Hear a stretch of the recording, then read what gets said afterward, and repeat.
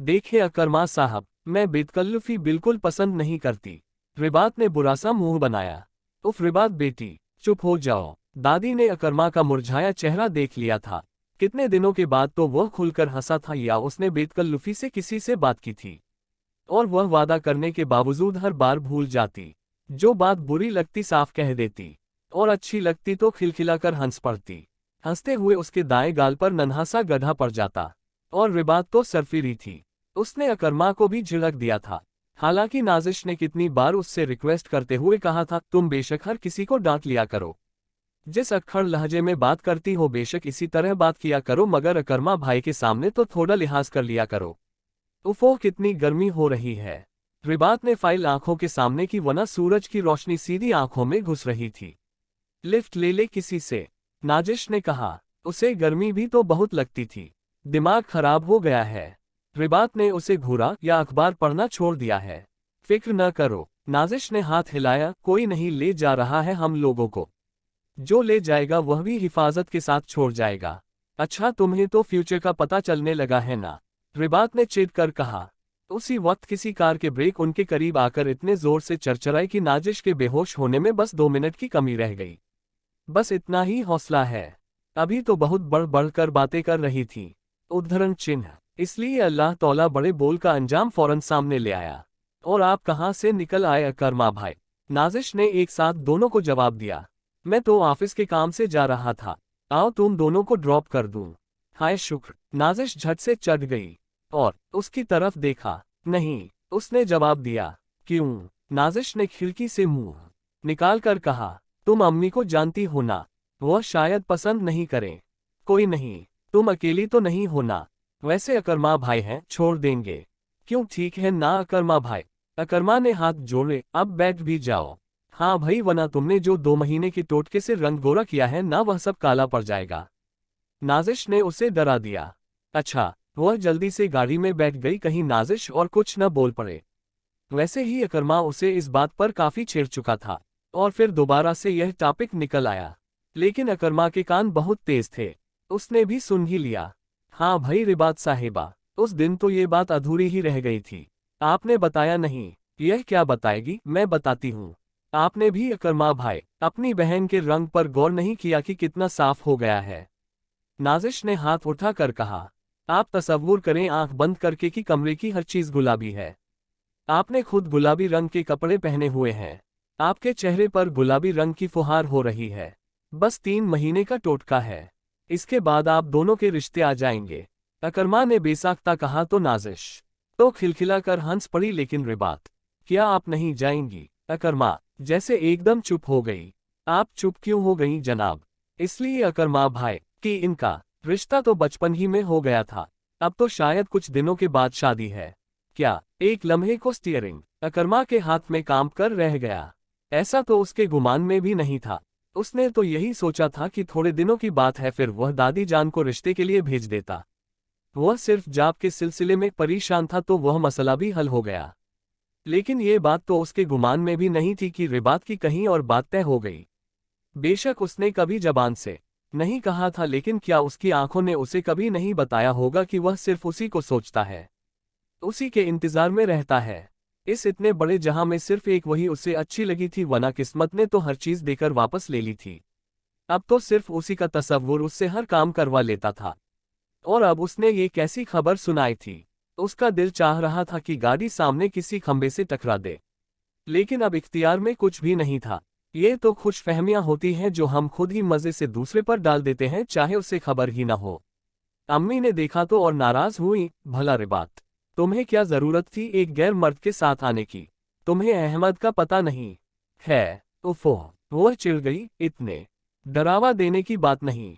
तुम कोई बच्ची नहीं हो जो मैं तुम्हें डरावा दूंगी, मगर रिश्ते की नजाकत को समझो। और फिर तुम्हें अहमद के मिजाज का तो पता है। उसने सही कहा था। अजीब बेएतबार सा दिल और मिजाज हो गया था। उसे अभी तक अकरमा का चेहरा याद आ रहा था। उसके चेहरे के बदलते हुए रंग, स्टीयरिंग को उसने इतनी मजबूती से थामा हुआ था। दूर बैठे हुए शख्स का वक्त बेवक्त डरावा नहीं दिया करें। मुझे नहीं पता, मैं आजकल अपने मिजाज को नहीं जानती तो इतनी दूर बैठे हुए शख्स की क्या खबर रखूंगी। वह कहती हुई अंदर आ गई। हाथों की रगें तक उभर आई थी।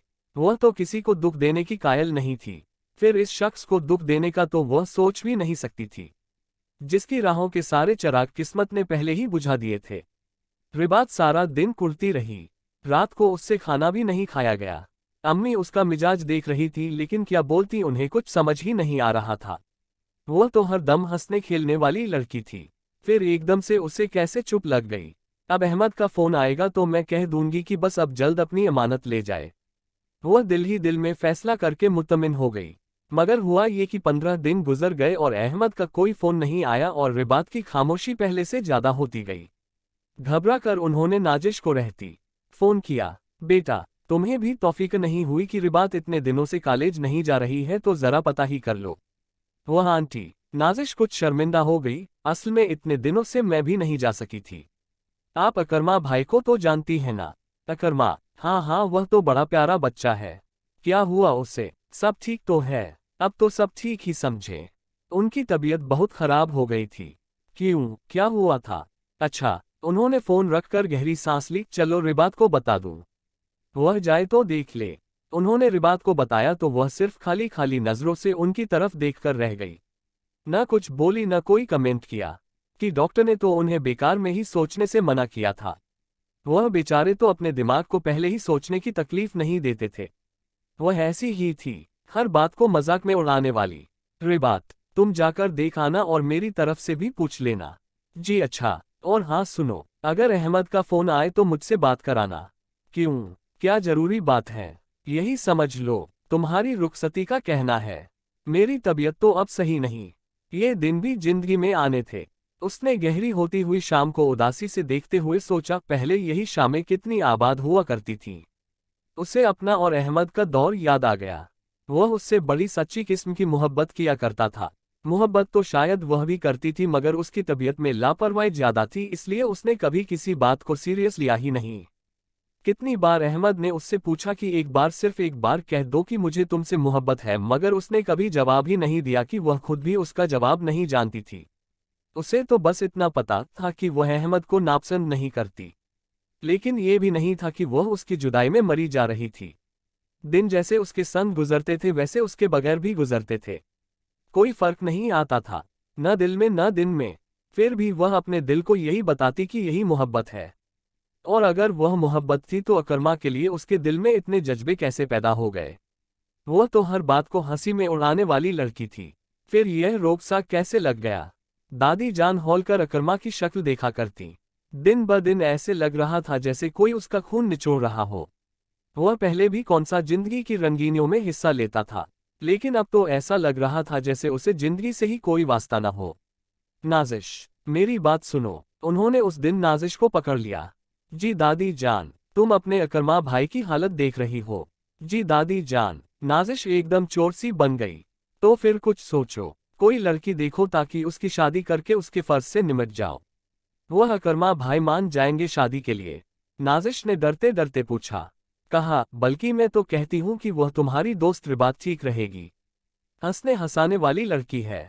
अकरमा की जिंदगी में भी चहल पहल हो जाएगी और घर में भी चहल पहल हो जाएगी। मगर दादी जान, नाजिश कहते कहते रुक गई। क्यों, क्या हुआ? अच्छी लड़की नहीं है, ये बात नहीं है। असल में उसकी बात तय हो चुकी है। अच्छा तो फिर ऐसा करते हैं, कोई दूसरी लड़की देख लेते हैं।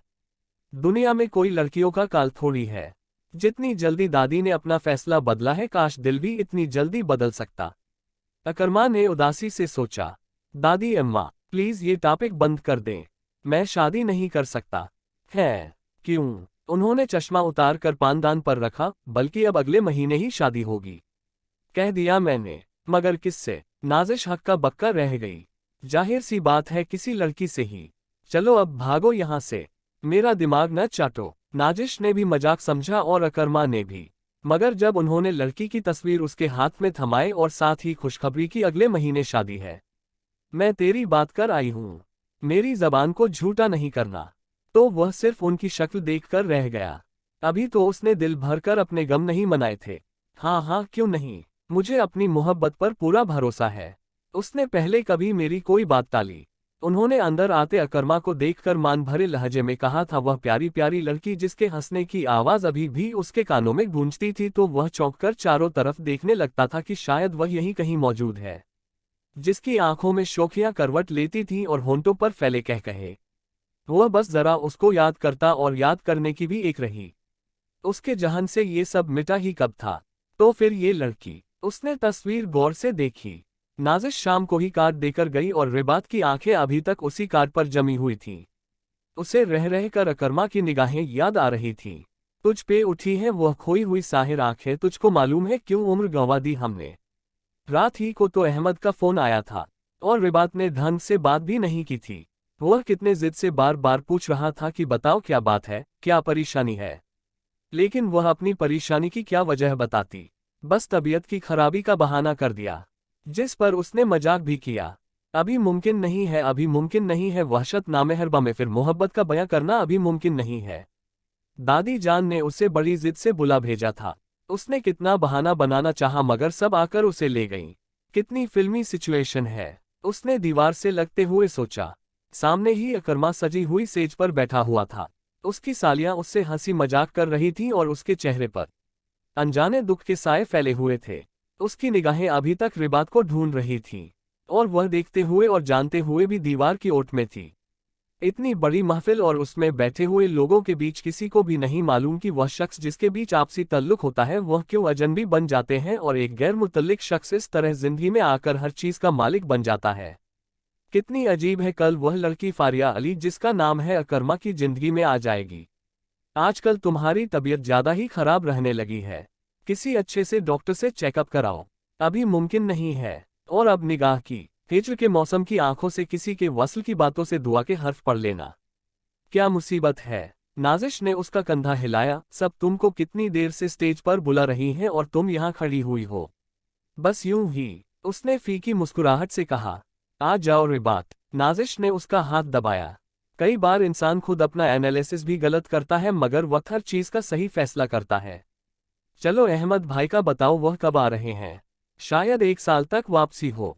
मेरा ख्याल है उनकी वापसी पर खाला तुम्हारी शादी कर देंगी और यह सही भी होगा। नाजिश ने दिल में सोचा, शादी के बाद शौहरों को और मंगनी के बाद मंगेतरों को ज्यादा दिन तक दूर नहीं रहना चाहिए। ये समाजी लिहाज से भी बहुत सारे प्रॉब्लम का सबब बन जाता है। लेकिन कौन समझता है, दौलत के लिए डॉलर के लिए लोग जुदाई की फांसी कांधे पर डालकर निकल जाते हैं। तकलीफों के सारे दुख, जुदाई की सारी घड़ियां औरत अकेले ही चुनती है, तो सारा जमाना उस पर पत्थर बरसाने खड़ा हो जाता है। हम तो जानते, ये हमें तो पता था कि ऐसा ही होगा। औरत को इतनी आज़ादी देने का अंजाम तुम खुद कहाँ खो गईं। रिबात। नाजिश ने उसका कंधा हिलाया। कहीं नहीं, बल्कि रिबात, ऐसा करो यहीं बैठ जाओ, स्टेज पर बहुत रश है, मैं भी नहीं जा रही।